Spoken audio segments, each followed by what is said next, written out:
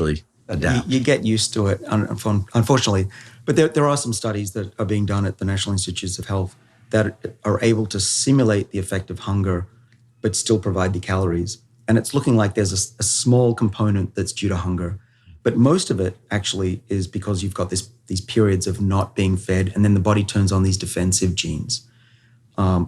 There's a really interesting experiment that was published maybe a couple of years ago by Rafael De Cabo down at the NIH. What he did was he took over 10,000 mice and gave them different combinations of fat, carbohydrate, protein, and he was trying to figure out what was the best combination. And then he also cleverly had two groups, one that was fed all the time, or ate as much as they wanted, and the other group was only given food for an hour a day. And it turns out they ate roughly the same amount of calories, because of course in an hour they're stuffing their faces. It turns out it didn't matter what diet he gave them. It was only the group that ate within that window that lived longer and dramatically longer.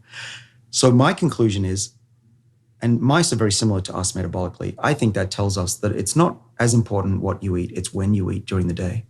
What is the protocol that people can extrapolate from that? Or maybe I should just ask you, what is your protocol for when to eat and when to avoid food